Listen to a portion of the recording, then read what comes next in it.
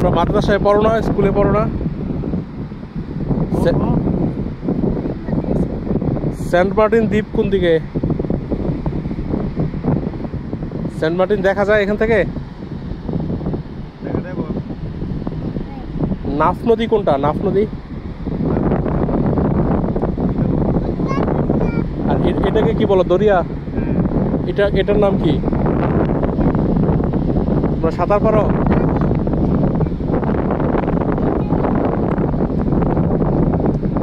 বাংলাদেশের মূল ভূখণ্ডের একদম শেষ বাড়ি এই পাশটাতেই। এখানে যে স্থানীয় 3টি শিশু, ওরা ওদের মতো এই রৌদ্রে খেলা করছিল।